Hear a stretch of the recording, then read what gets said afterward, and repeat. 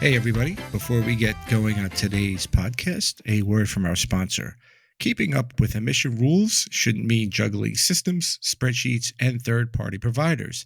Acceleron's Loreka 360 emissions desk brings everything together in one complete solution. It covers every major regulatory framework and manages the full process, from collecting voyage data to preparing verifier-ready reports. The technology handles the precision while Acceleron's experts, our former seafarers, auditors, and engineers, make sure every submission is right the first time. With Acceleron, you get one partner, one process, and complete confidence in your compliance. Learn more today at acceleron.com/emissions-desk. And now, on to today's podcast. Welcome, everyone. You are listening to The Last Dinosaur, and I'm your host, Chris Aversano. This is the podcast where we explore the evolving maritime landscape and hear from the innovators leading the charge. This episode is part of our ongoing partnership with the Captain's Table Challenge. This is a global pitch competition that champions forward-thinking solutions across maritime sustainability, digitalization, and impact. For the second year in a row, The Last Dinosaur is the official podcast of the Captain's Table Challenge, and we're excited to highlight the people shaping the future of shipping. One of those is today's guest, Ingrid Kylstad, Managing Director of Klaveness Digital, a Norwegian technology company on a mission to bring shipping and logistics into the future. Their flagship SaaS product, CargoValue, creates a digital twin of seaborne supply chain, delivering real-time visibility, transparency, and collaboration for industrial companies. Klaveness Digital is helping to build the next generation of supply chains. Ingrid, welcome to the podcast. Thank you, Chris. It's an honor to be here. If you don't know, Klaveness does their own podcast. They have their own podcast studio, and it's fantastic. If you'll see it in the background when I do a couple of short clips. But talk a little bit about your professional journey and what has led you to where you are today at Klaveness Digital, because I really think it's interesting to hear how people get into shipping. Some of it's a straight route. Some of it's a little bit more circular. I think if you had asked me when I was in university, I would never have imagined that I would end up in shipping. It was really, really far off my radar. So my background is more in the humanities. So I I did a liberal arts bachelor degree. I was interested in politics, philosophy, political economy, kind of topics. And I ended up doing a master's degree in European studies, in ideas and identities, which is really far away from shipping, I would say. But that education led me to Brussels, where I started out my career working in regulatory affairs. And after a few years, I started working for the Norwegian Shipowners Association and helped them set up an office in Brussels, and was working full-time on shipping regulations in the EU. And that took me into shipping. After a few years several years working as a political advisor and a lobbyist, and then several years working for the Norwegian Shipowners Association,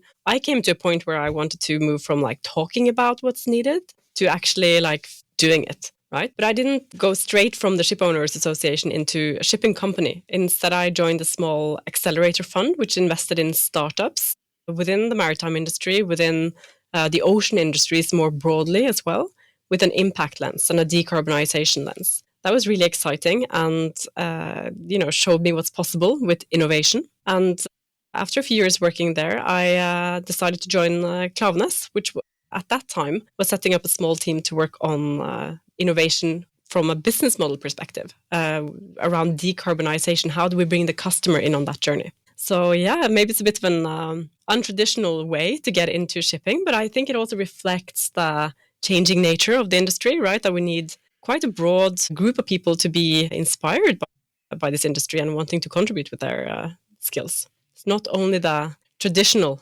profiles anymore. Yeah, and I think that's a great point, because I know from my point of view, there is a lot of that traditional kind of seafarers and a lot of family folks. But what I think that the digital side and this expansion of social media in a positive way can actually help is get the good word out about the industry, about how it's changing, about how it's becoming more welcoming of people, let's say, from outside and different cultures, which is interesting because it's an international trade industry, which should by surface be welcoming to more cultures because that's who you do business with.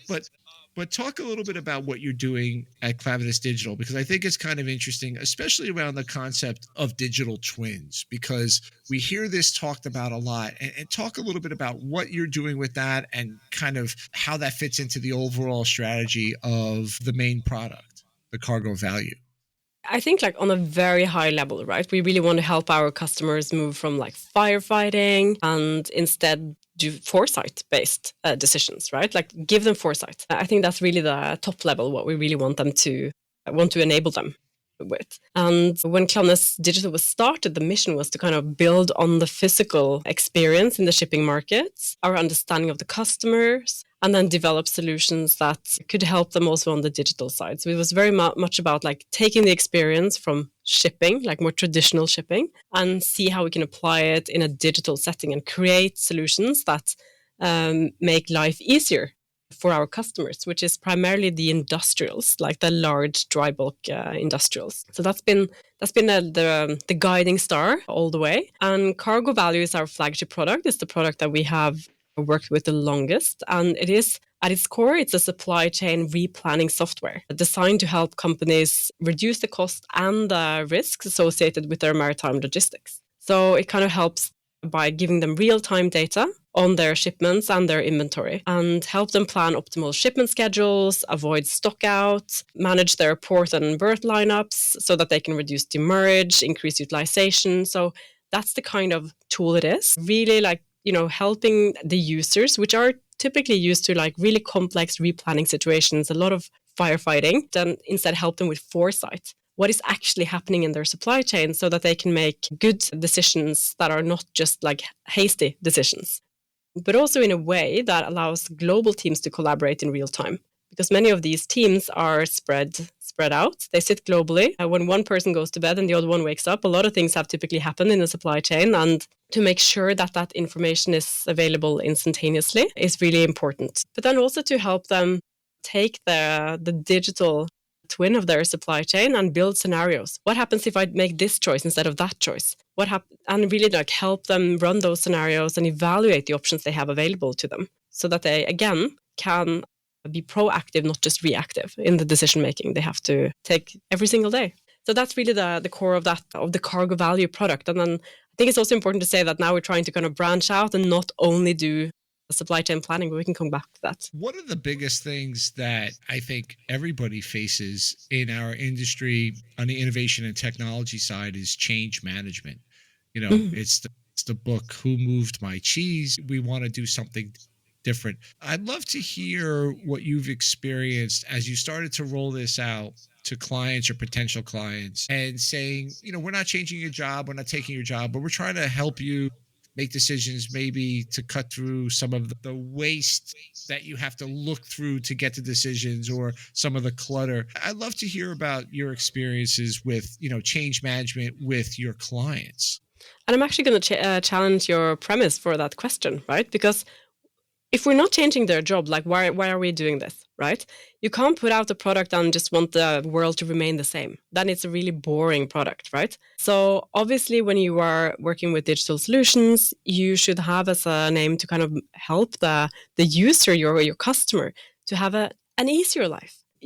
Our job is to hopefully make our customers' job a little bit easier or more interesting or more value adding, right? So that's exactly the challenge here, that, it does require a little bit of change because also the collaboration that it enables, it also requires change. And I'm not sure if we have cracked it. It's really hard.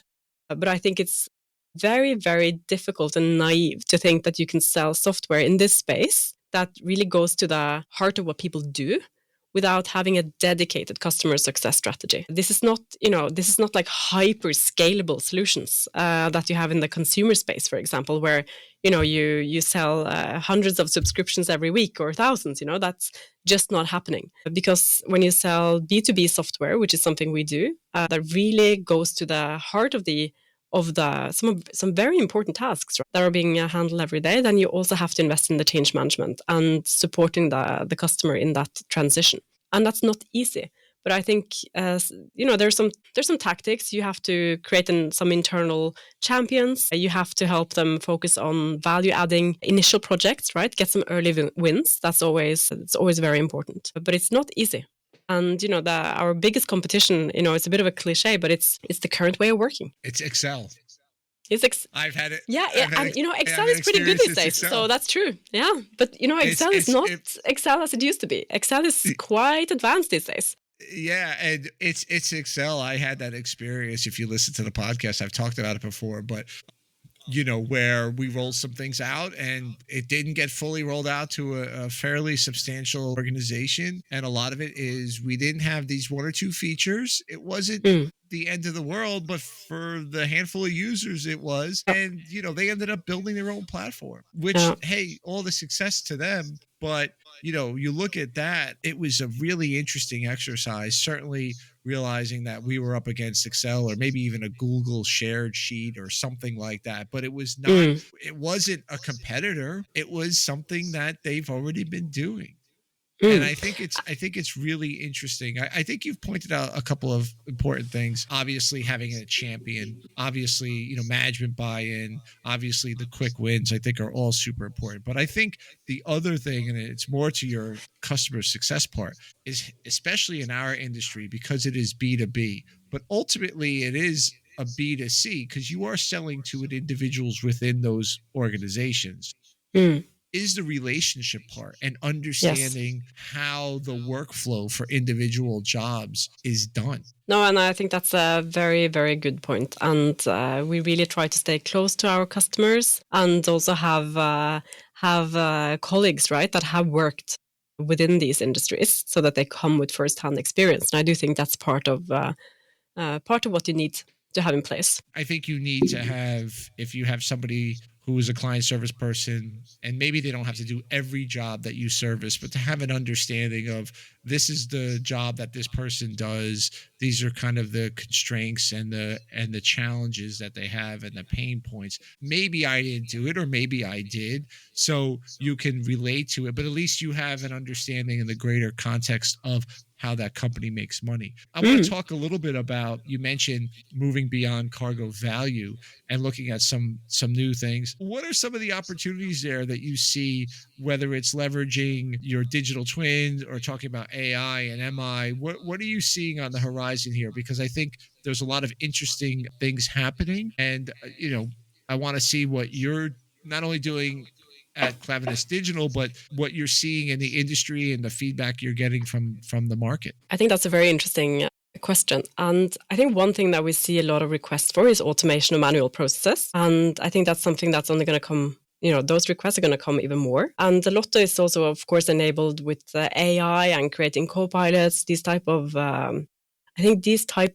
automations and support with AI, that's something that we will have to deliver because it's definitely something that our customers are very interested in. And, they hear about it all the time.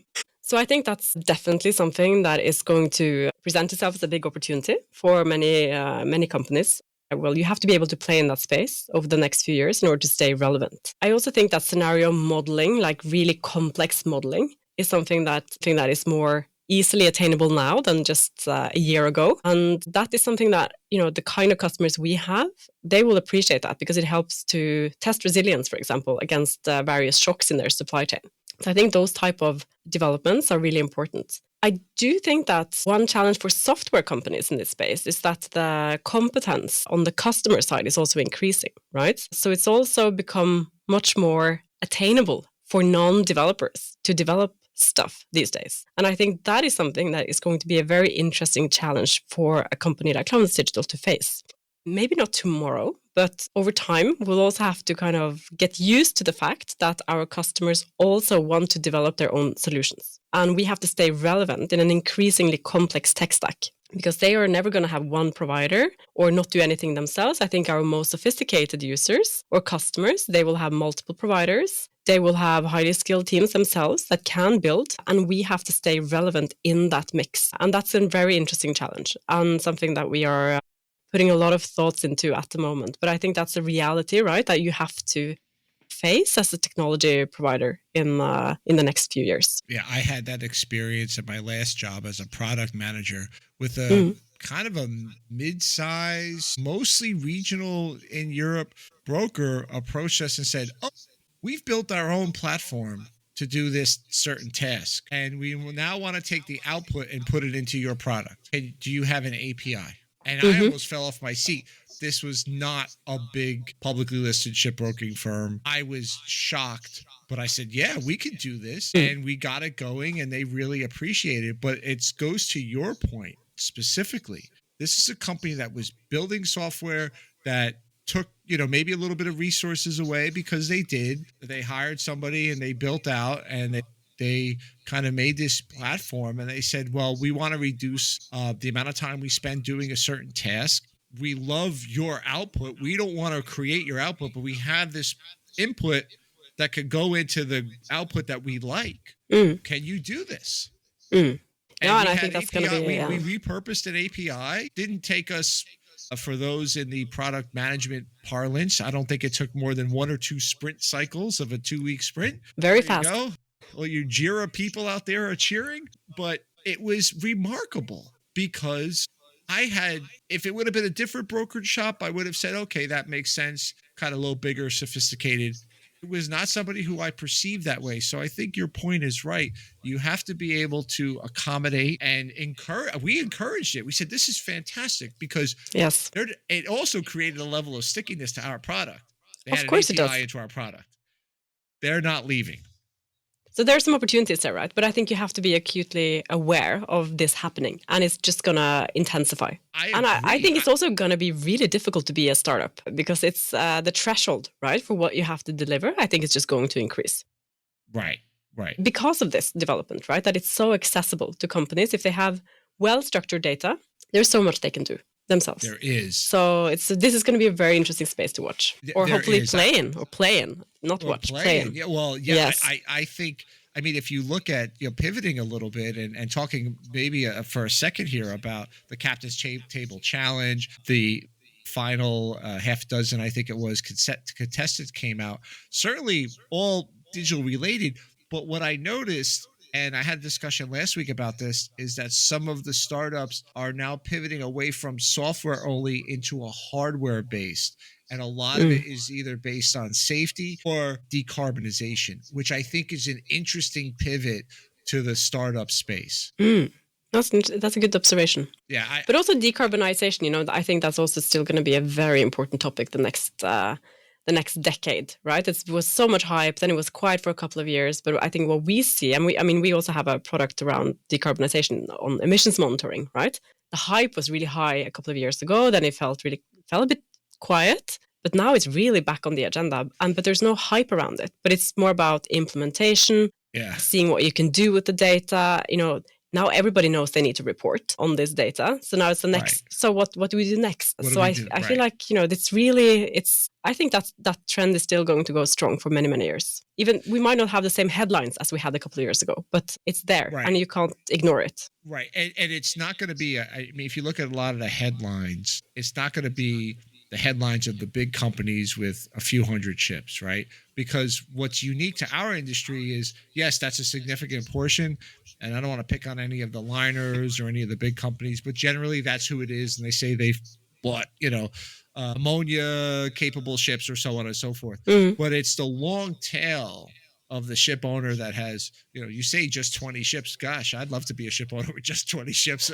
That'd be pretty fantastic. But you say, the ship owner of 10, 12 ships, I think I read somewhere that the average ship owner has 5 ships. So I wouldn't be surprised. Somewhere. So if you look at that, they're all going to be impacted by this. So how do you roll out solutions that can be affordable, scalable to them, which is on a small scale, whether it's digital solutions or whether it's hardware solutions or combination? I do think it's going to be very interesting. And certainly building out, one of your goals is building out resilient and decarbonized supply chains. That's got to be something that you look at from the digital point of view all the time. Absolutely. And, so in Klaveness Digital, we work mainly with large industrials, and we really see that this is an area that they care a lot about. I think they still ask themselves a little bit how they're going to operationalize it. Like, what will it mean for their commercial relationships? but they are really getting their data in order. Their analytics is excellent. They are on top of their scope 3 emissions in their maritime supply chain. So I think,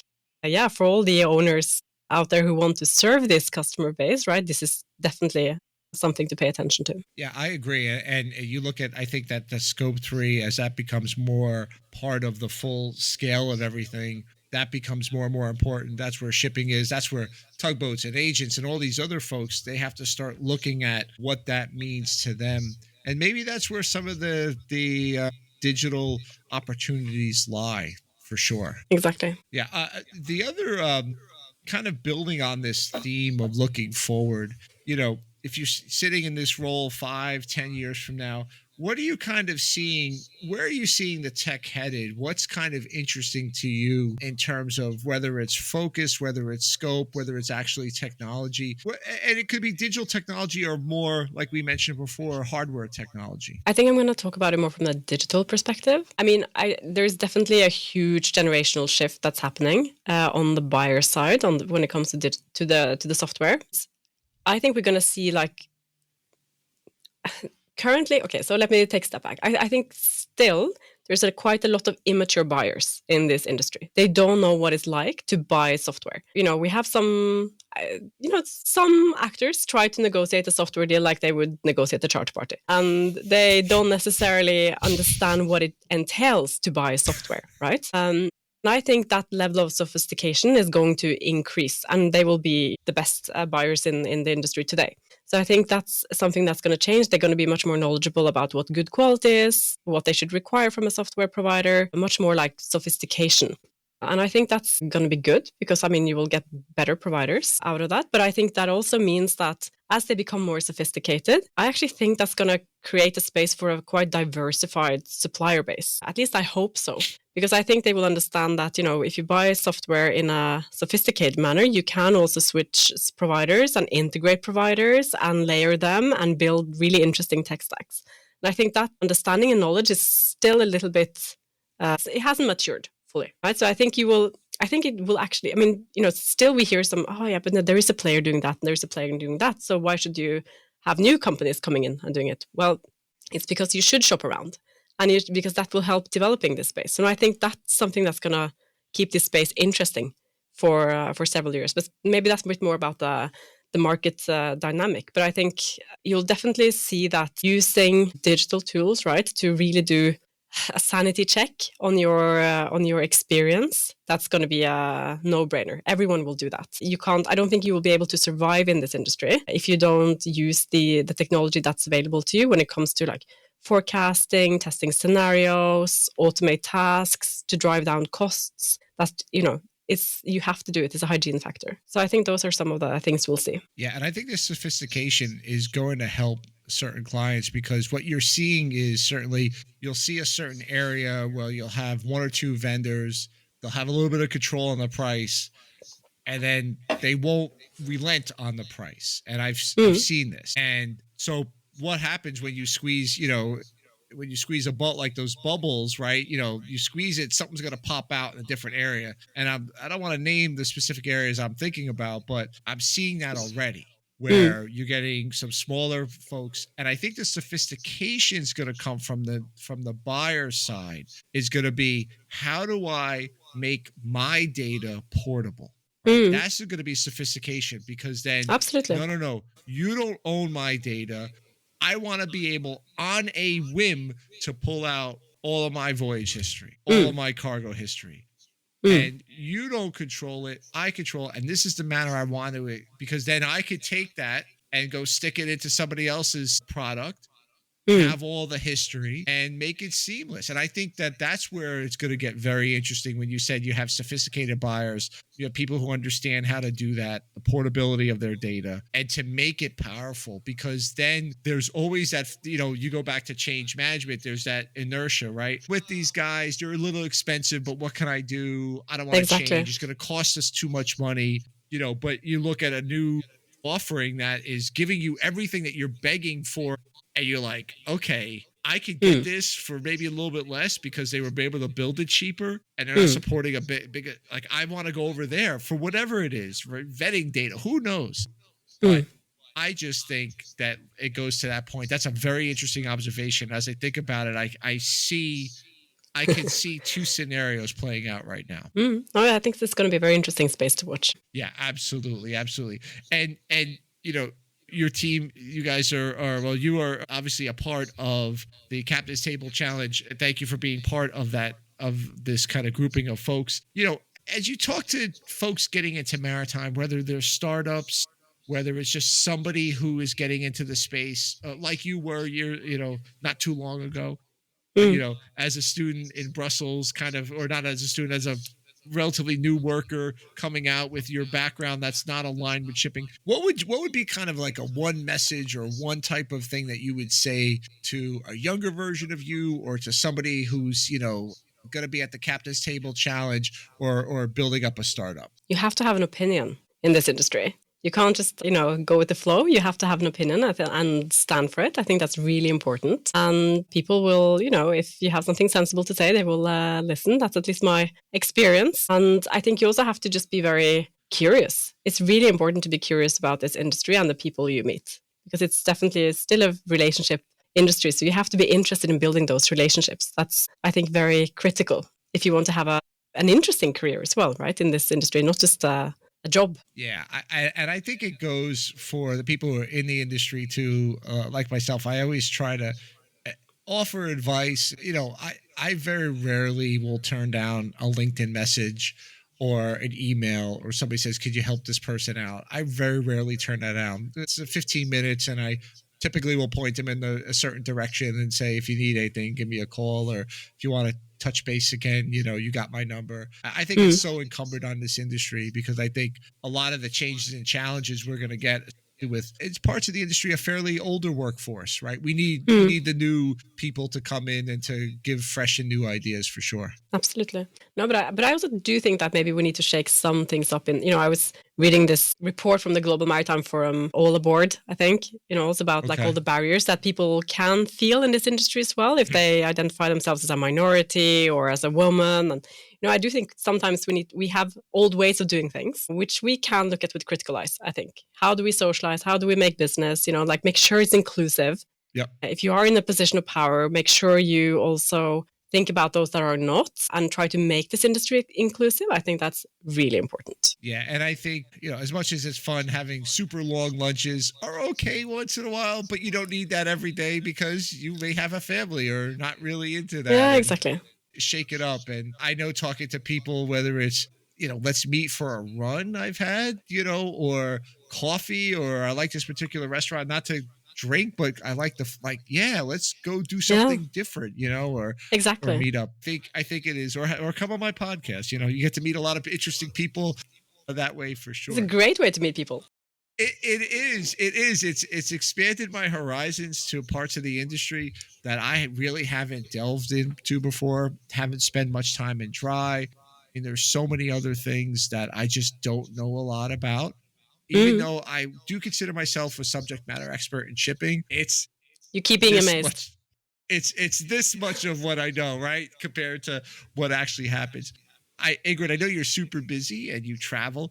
What book are you reading? And I will preface it by saying an Audible book, writing a book, are all fair answers. This was the most tricky question to prepare for this podcast interview, because I'm a toddler mom. So between my job and my toddler and, everything else that's going on in my life, unfortunately, I don't have that much time to read books. And when I read books, it's kids' books. But I think what I like about exactly. So I used to have a book club, right? But we had to put it on pause for a little while. But I just want to kind of leave the impression that, I do really enjoy reading. At the moment, though, I primarily read kids' books. I think, that's fun as well. It allows you to be, see the small things in life and be curious about, being curious about the world, right? That's what kids are good at. So at least that's something that helps me a little bit. But I don't read a particularly inspiring book at the moment, unfortunately. But there will be another time for that. I was actually going to say, if you're a parent, you could just skip this. One of the first interviews I did, the guy said, "Chris, I got 2 little kids at home. I haven't read a book in 3 years." And it always stuck with me that we're all at different phases of life. I have to really force myself to read, because what happens is, like most folks, you sit down at night, you're tired, your brain's fried. I'm just going to doom scroll Instagram, X, whatever you doom scroll, and then you go to bed. And I've really tried to been focusing on the reading. I'm reading a couple things, nothing outstanding, mostly business side, but certainly it does make me appreciate the extra time, because I have 3 kids, but they're beyond the toddler phase right now. Yeah, so you can read a lot. It just changes. Anyway, Ingrid, this was fantastic. Thank you for coming on. Thank you for being part of Thank the you for feature having that we me. have with our friends at the captain's table. And I really appreciate your insights and really what you're doing at Klaveness Digital. It's wonderful. Thank you. Thank you for the opportunity.